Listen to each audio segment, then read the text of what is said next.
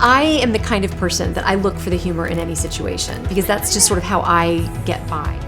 What I needed to learn as a writer was to go from the hilarity of these situations to what novel writing is all about, which is having actual well-developed characters. People like to share what they know, and that's the biggest gift in the world for a writer because we're constantly needing to talk to people.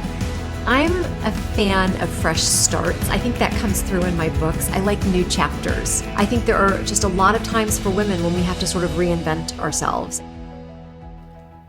It's 2020 and the traditional book tour is out the window. It is COVID summer, but that's not going to stop us. Here at Fairfield County Look, we're giving you an intimate look at the author, Amy Poeppel, who has written her third masterpiece, Musical Chairs. And I'm joined now by Amy. Thank you so much for being here. Thank you so much for having me. What a wonderful opportunity to get to know you on a different level. We're not in Barnes & Noble. We're not in a bookstore. But we are certainly getting the best of what you have to offer. Thank you. Thanks for having me. So tell me first, life imitating art. Did you ever think when you sat down to write about this book of all these generations coming together, how it would be a replica of what's going on in real life during COVID? No, I did not. I mean, I've always been fascinated by this idea of adult children returning to the home.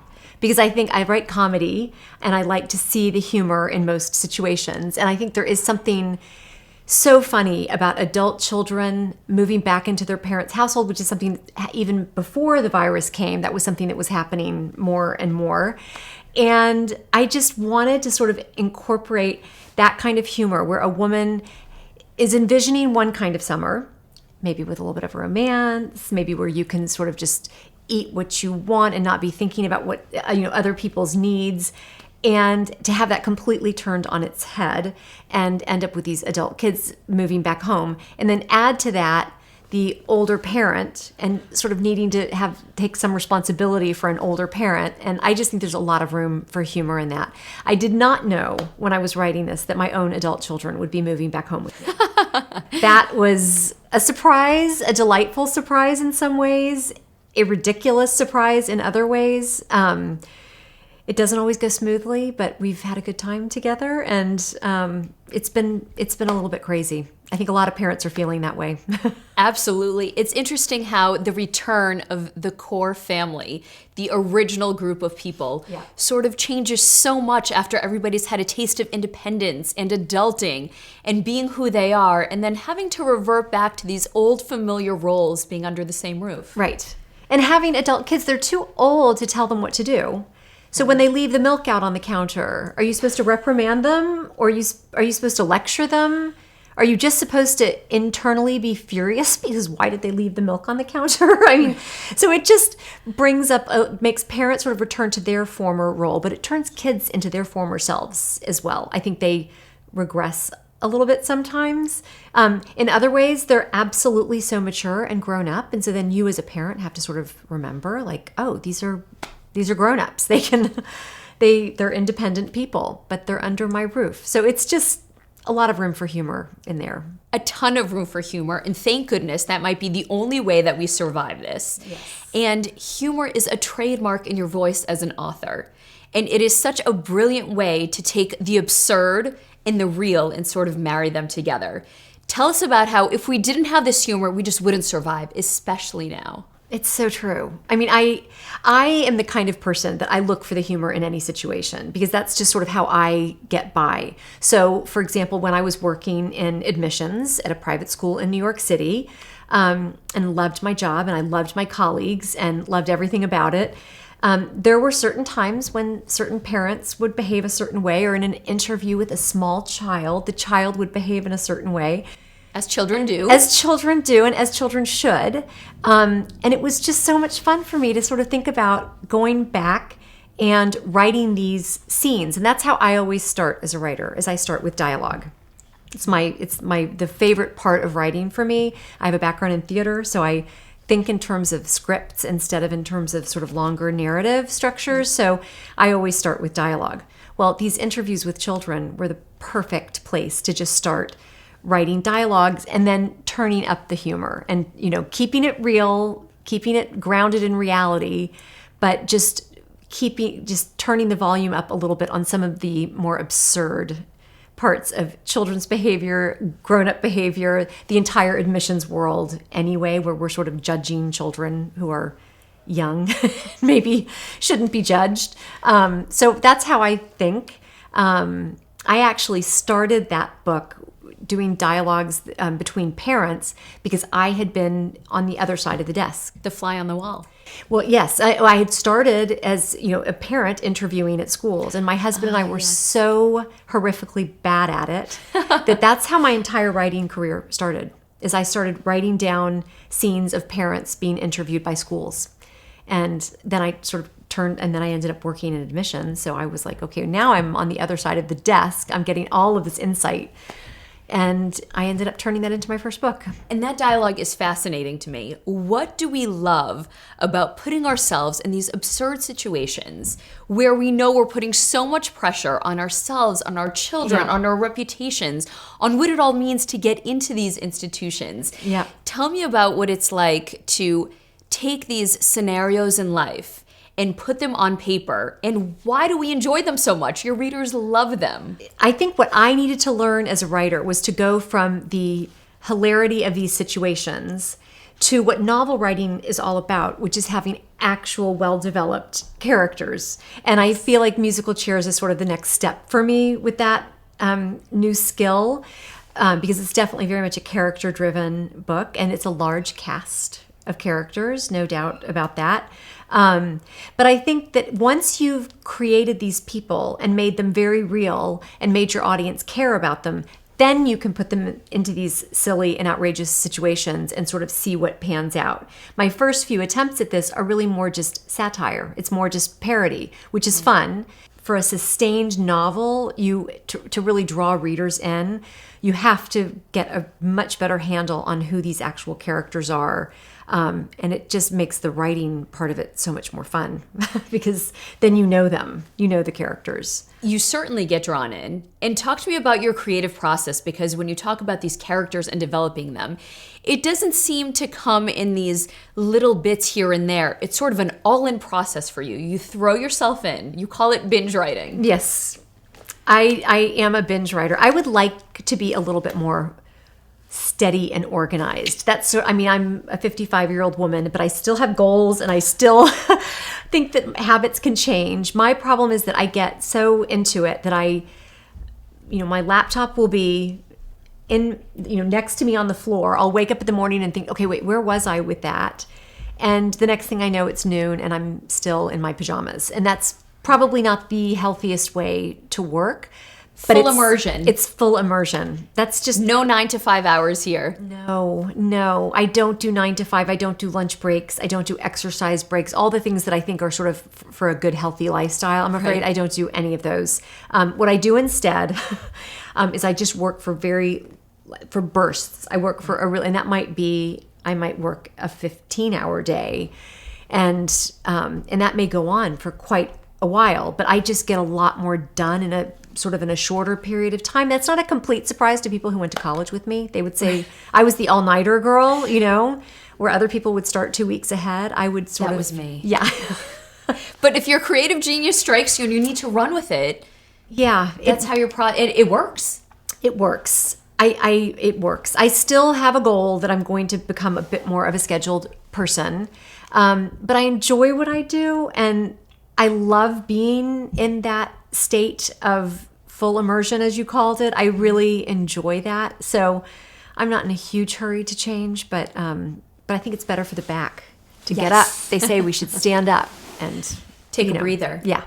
So when we talk about full immersion, it's also in the idea that for musical chairs, you had to immerse yourself in something totally different. Whereas you had experience for small admissions in Limelight, this classical music world is not exactly what you were familiar with. Tell me about your exploratory process. Well, that was a little bit scary for me because we always research. Authors always have to do research when they're writing books, and I did with my first 2 books as well. But the worlds that they were set in were more familiar to me.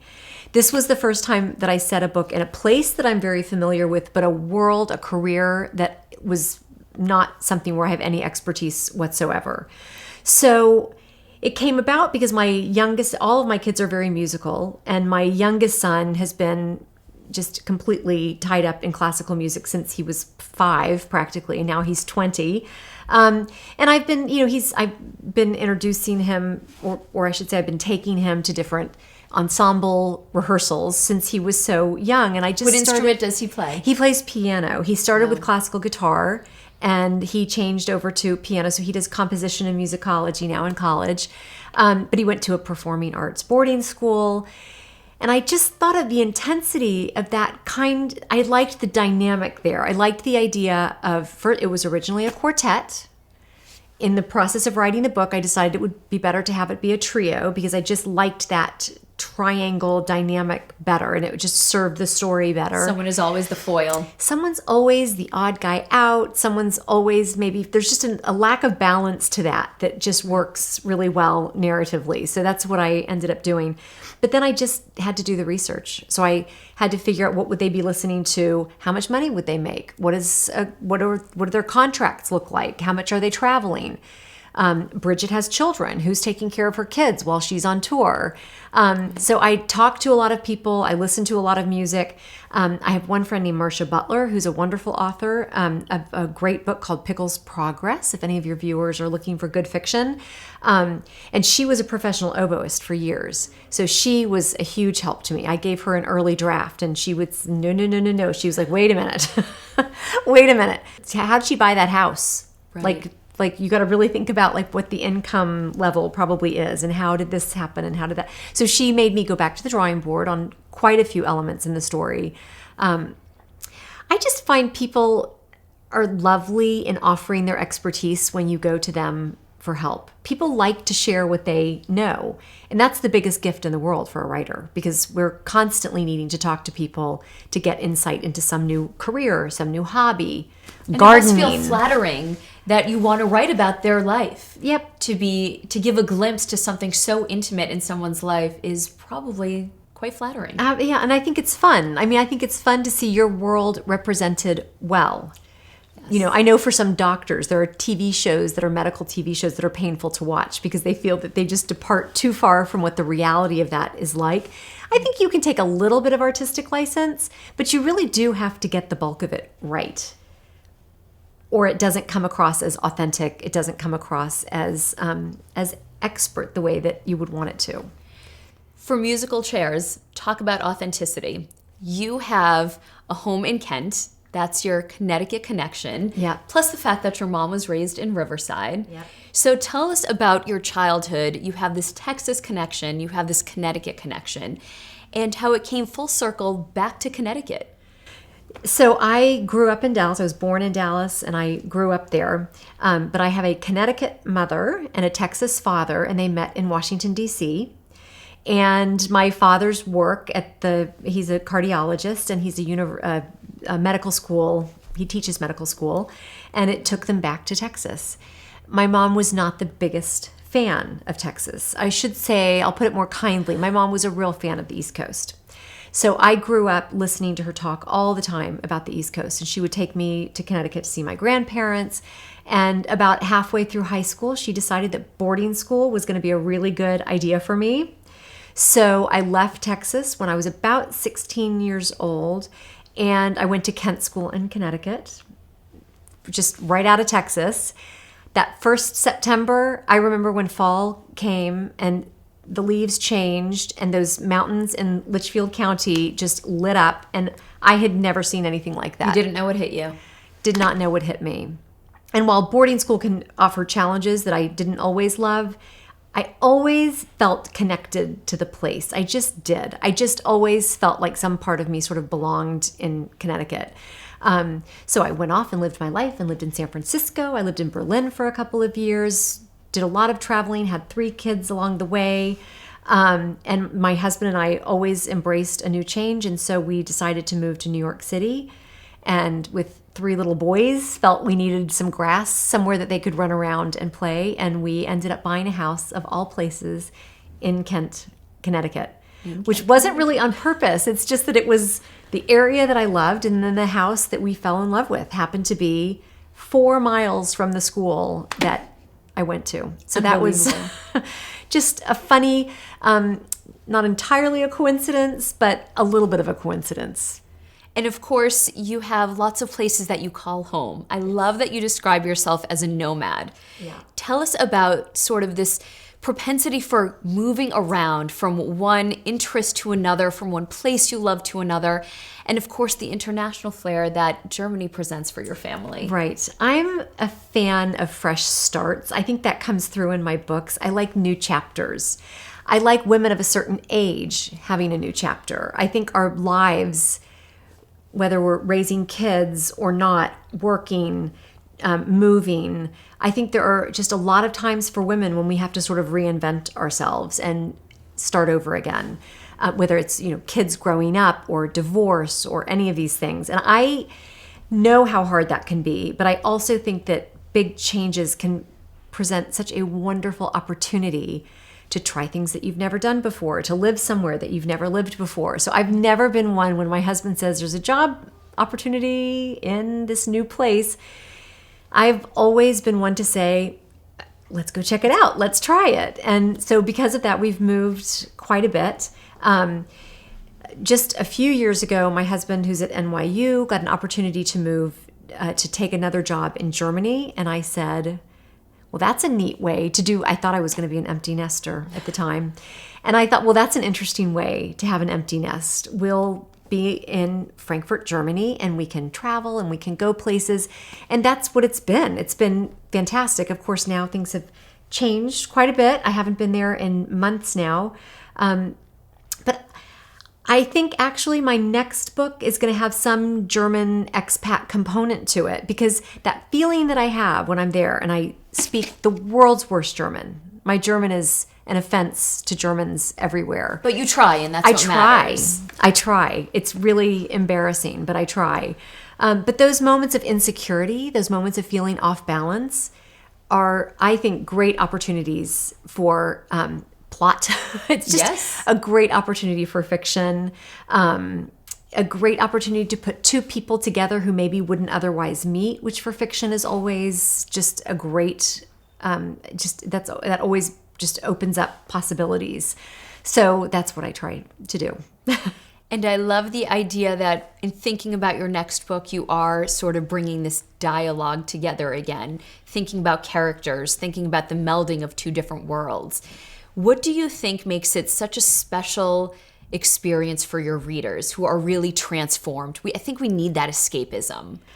I do too, now more than ever. I don't know, I know everybody's feeling that their focus is a little bit off lately, and I understand that completely.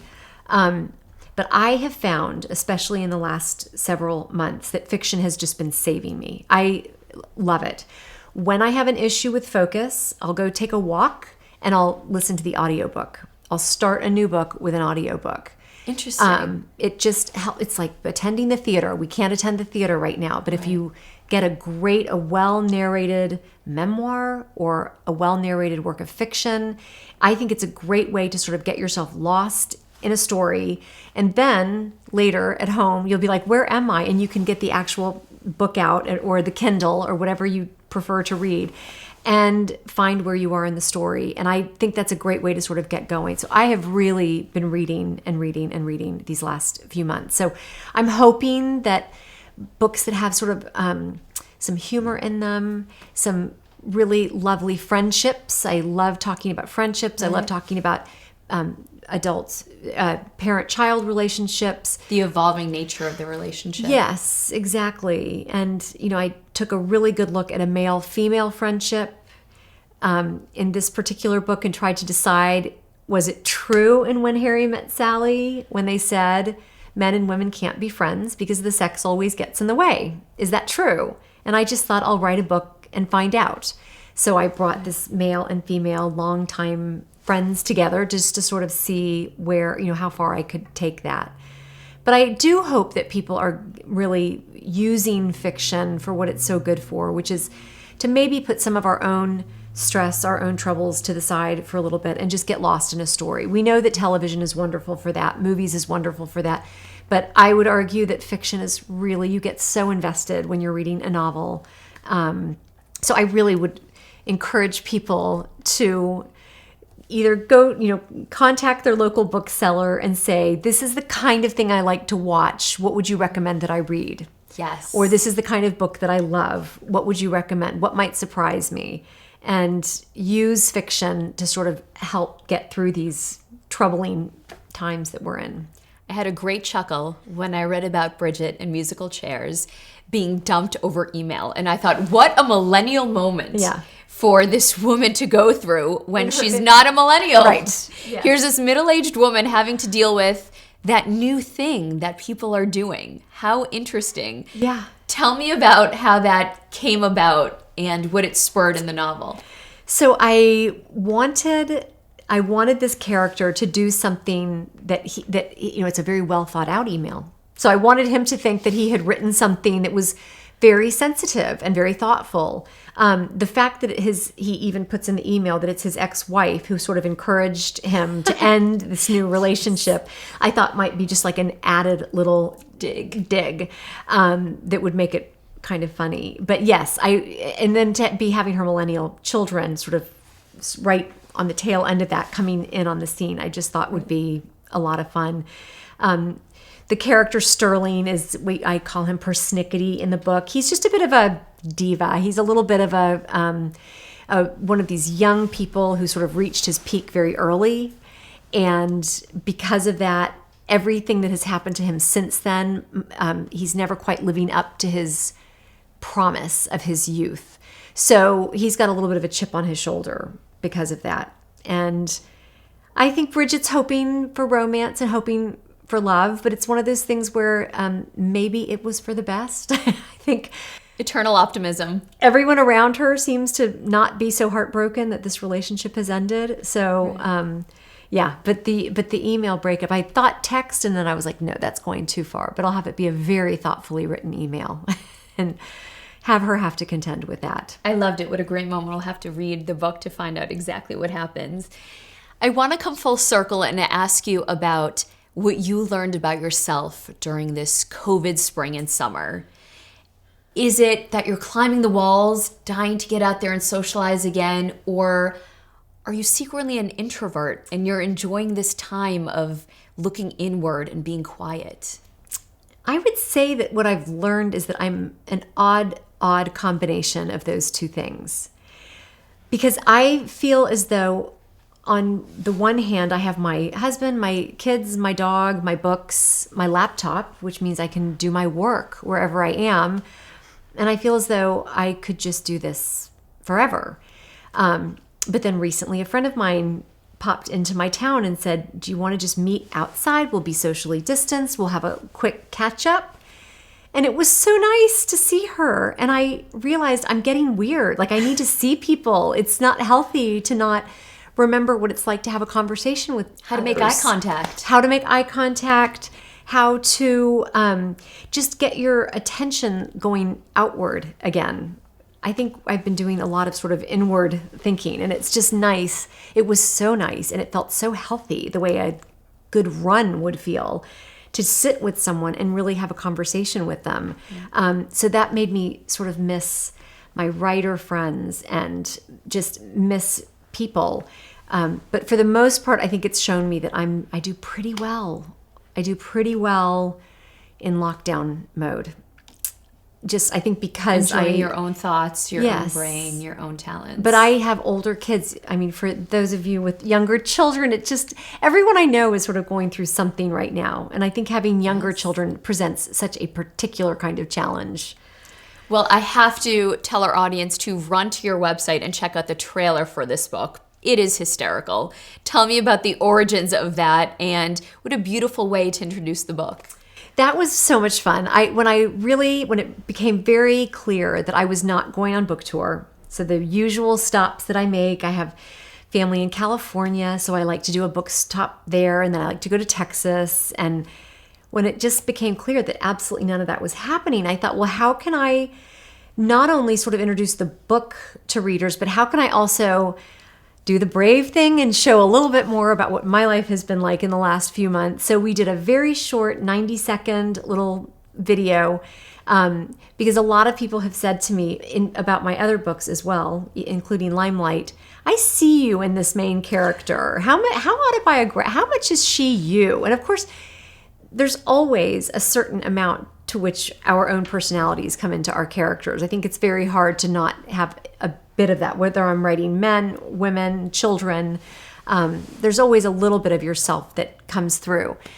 But when somebody said that to me about this book, and I realized the situation that I was in of being in a summer house that has seen better days with kids coming home, I thought I need to sort of present this in a way. So I wrote this script and I took it to my children and I said, can we do this? And they said, okay, that looks a little complicated. I don't know, like we could try. We ended up shooting the entire thing 2 times. The first time was sort of our rough draft. I didn't know it was a rough draft when we did it. I thought that was the video. And then when my husband and my son was showing me the clips later, and my husband, his acting needed a little bit of help in a couple of the scenes. So when we looked at it later, we were like, okay, now we know what to do. Now we know how to sort of sharpen this up and make sure that it's nice and short and just a good introduction to the book. It was so much fun to make. It was hilarious. It's very amateur, but it was really fun. It was perfect. What a perfect introduction. Amy Poeppel, thank you so much for your time. Best of luck with the book. We cannot wait to read this one. Thank you. Thanks so much for having me. It was a lot of fun to talk. Good luck. Thank you.